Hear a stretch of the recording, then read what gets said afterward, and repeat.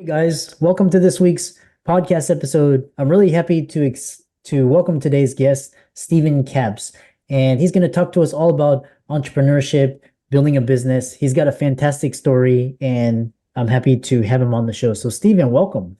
Well, hey, thank you so much for having me. I am super excited to be here. Yeah, kind of tell people about your story and how you got started, and we'll get right into it. Yeah. Well, I have always been entrepreneurial. I mean, ever since I was a little kid, I would like draw pictures for my friends at school and I sell them for $1. And if they wanted them colored in, it was $2. So I've always been entrepreneurial, and so I get married in 2001 to my wife Lisa, and then her dad was in the steel business, and so he's been in the steel business forever. So we went and worked for him in his business for about a year or so, and then whenever he and my mother-in-law moved out of town, they ended up giving us the company. That's a sort of the short version of that. But folks hear that and they're like, "Oh man, that's awesome! It must be nice." And well, what it amounted to was we got a forklift, a welding machine, and a business that didn't make any money. I was like, "Oh, hey, thanks, Dad. That's awesome." But we worked super hard, and I had a dozen harebrained ideas, and finally I landed on one that worked. And so we're a fabrication shop. And so I was like, well, I heard that, people like gates, and they're pretty expensive. So, why don't we make a driveway gates? So it was just another harebrained idea, but we built a gate and we put it outside of our a shop there, and we had a sign, custom gates. And like they say, the rest is history. But that was like one of my first ideas in this business that actually got some attraction. And, being an entrepreneur, I am sure that folks, listening, we all have that moment where like we're like, this crazy idea is actually going to work. And that was our moment. And then I say that, we made it because we started paying ourselves. But it was about that same time that my wife Lisa was diagnosed with stage 3 ovarian cancer. And so it's like, you are working super hard, pouring your life into something, and then, man, you're just, punched in the gut.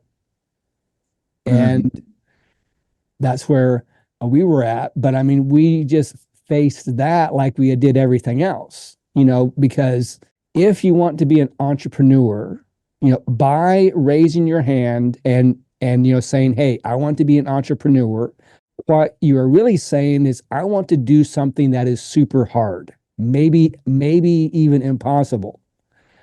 And so we faced the cancer diagnosis like we did everything else. Well, we're just going to roll up our sleeves, trust God, and we're going to beat this thing. Mm. And I would like to say that, we did, and, life was, fantastic. But what happened was 15 months later, 1 week before Christmas, Elisa passes away. And so she ran the books and the office, and then I ran the shop. And I didn't know anything about what she did. I knew enough to get myself in trouble for Mm. sure. So this part of my life is what I call the crash and burn, because I lose my wife to cancer. Mhm. Then we had one large customer that was basically keeping the doors open. We had a repeat customer that would order a sizable order about once a quarter. Well, we ended up losing them as a customer, and so we are like crashing and burning like fast, because we had no health insurance, no life insurance, no savings, just a pile of debt. Mhm. And through this season, it was like the absolute best advice that I got from someone was which it wasn't a good advice, but it was like you just need one big loan to, pay off all of your other loans. And so it was not a good time. It Mhm. was hard. It was difficult, not for sure what to do. But I end up getting remarried, and then things weren't as bad as well, I didn't know how bad things were until like after we got married. And then it's like, oh, here's a vendor bill. That's a $10,000. And I didn't know that we owe that. And, here's another bill. And, oh, I didn't know that you have to pay a payroll taxes. And so we were an absolute mess. And it is like the advice that is out there. There were just so much, most people have no idea what they're doing with finances. They're just hoping for the best. And, if I make a dumb decision with money, well, I'll just, try to make more of it. And, especially in business. So a friend of ours had told us about this little financial class that this church was doing across town. And I was like, well, we'll, check it out. I was so delusional. The plane is crashing and burning, and I'm like, oh, it's not that bad. So we go to this class, and then it ended up being a Dave Ramsey as a financial piece, which is like the nuts and bolts of, a personal finance. And I had never heard any of this stuff. I was in my mid 30s, and I had never even had $1,000 set aside for an emergency. I was like, well, spend it while you got it. And if you don't got it, borrow it. And if you don't, if you're not able to borrow it, put it on this card and this card and this card. And so just really out of control, just a very typical, 30 something, I'm sure. So we started, doing the steps, and in 2.5 years, we have paid off $235,000 in debt. And so we were completely debt free except our house. Yeah, very inspiring stories. So then the next question is, so resilience, kind of dissecting it into 5 different categories. Resilience in the face of adversity. Your journey includes overcoming significant personal, professional challenges, including the loss of your first wife and major customer. And could you share specific strategies, mindsets that helped you navigate through these tough times and build a successful debt-free business? Oh, yeah, yeah, absolutely. Well, the very first thing is that you have to get actionable information. Man, there is so much noise out there, and it is like, everybody is an expert, everybody is a guru, and they actually haven't even done anything. But you have to get actionable information that you can, all right, this is my first step and my next step. And for us at that time, that was Dave Ramsey's financial piece, because he has the 7, baby steps. So finding that information that you're able to act on, because the power is in the doing. So just being able to, it may be one little tiny thing. I have all of these problems. I don't know what to do. Well, every great journey starts with one very non-glamorous first step. I have a buddy, Terry Pike. He lost over 90 pounds over like a 12-month period. And I asked him, Terry, man, what, how in the world did you do that? And then I'm expecting to hear, well, I hired an expensive trainer, or I got, a gastric bypass, or, I did something big. The exact things that he said was, I started a food journal. I started moving more. I got 7 to 9 hours worth of sleep every night. Mhm. So all of these basic, boring steps. But at the finish line, it is like, oh my goodness, that is amazing. And my wife and I have ran several half marathons. And it is like at the finish line, people are like, wow, man, that's awesome. How did you do that? And well, I ran down the road at 5 o'clock in the morning whenever nobody cared. I, ran on the treadmill and I did, sprints 3 times a week or whatever.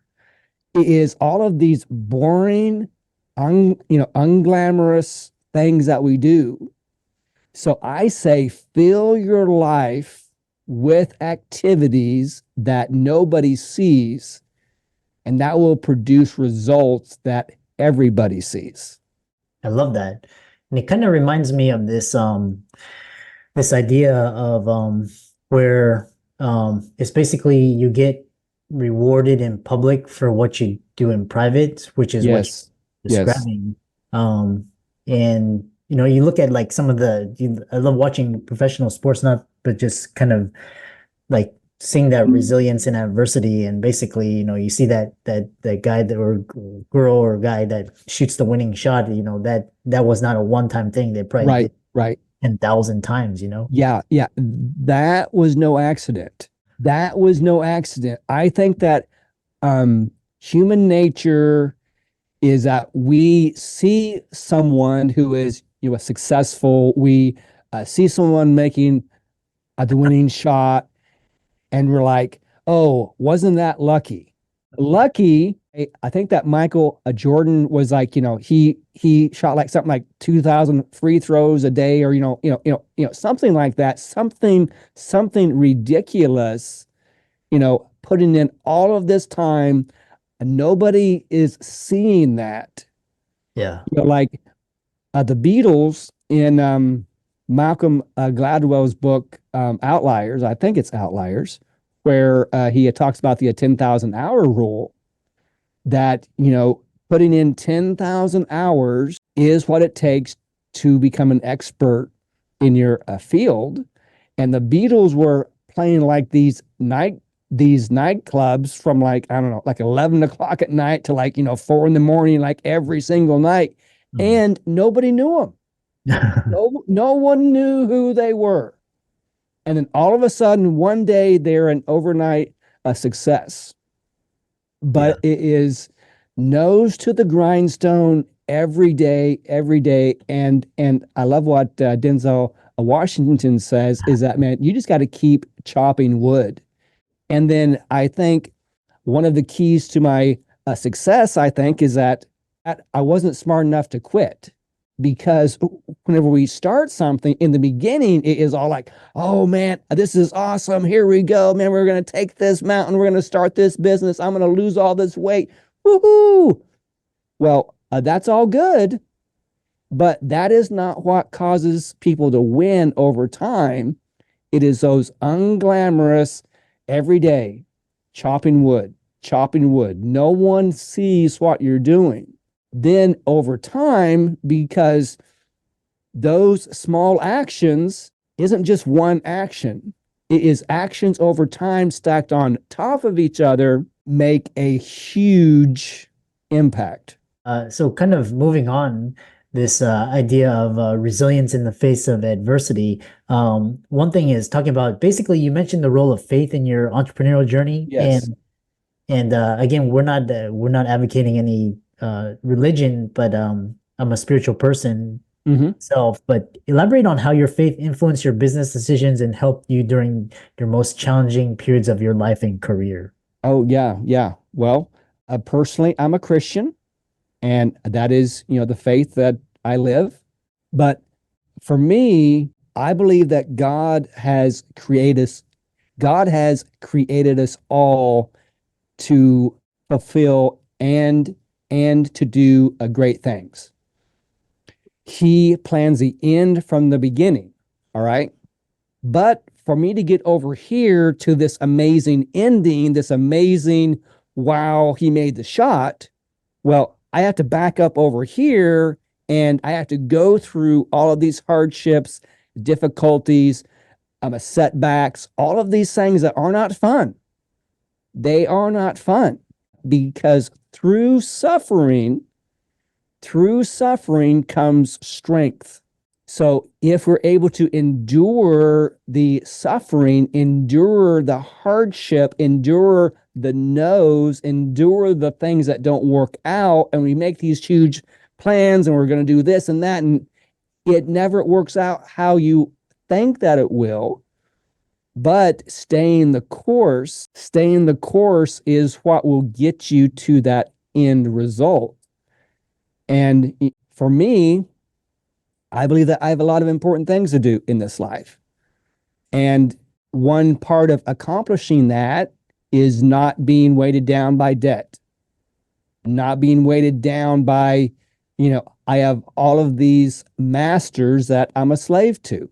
And, we have a 7-figure business and we have a zero debt.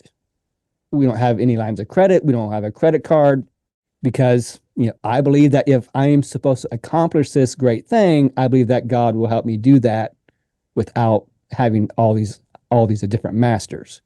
Yeah. And then the other thing is talking about is basically, you talk about advice for struggling entrepreneurs and, Yes. For our listeners who might be facing tough times in their business right now, what practical advice would you give them based on your own experiences and the lessons you learned throughout your entrepreneurial journey? Yes. Well, 2023 for us has been a challenge because most of the business that we do is more a luxury. And so whenever, people are going to cut back, well, I will wait on that, a project till next year, next spring or whatever. So in that, it's like, okay, what are we able to do to where we're not so susceptible to a down economy? Because even a turkey can fly in a tornado. I like that. So whenever you have challenging times, rather than looking outward and blaming everybody else, all right, how can we not be so vulnerable to these down times? Now, if someone is struggling, a couple of things. One, do you know what problem you are solving for your customer? Because if you don't, then that's a big problem. And then two, what does your customer care about? If we can put our finger on that, that is gold. But being able to surround yourself with other like-minded individuals, because being an entrepreneur is such a lonely road, such a lonely road. And you think that you're the only one that's ever struggled, and you're the only one that's ever missed it, on quoting a job or pricing a product. And no, everyone has done that and will do that. And I think that we all face the same types of challenges, no matter what level you're at. Whether you're just starting or you have been in business for 20 years. I think that we all have the exact same struggles. Yeah. Yeah. Really fascinating. And then kind of to end it out on a high note, Yeah.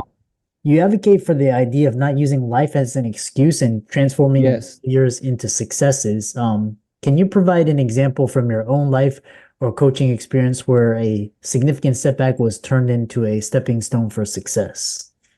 Yes.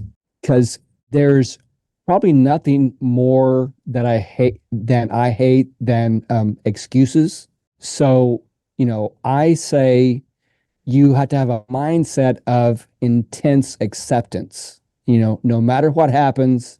And then I will take it a step further.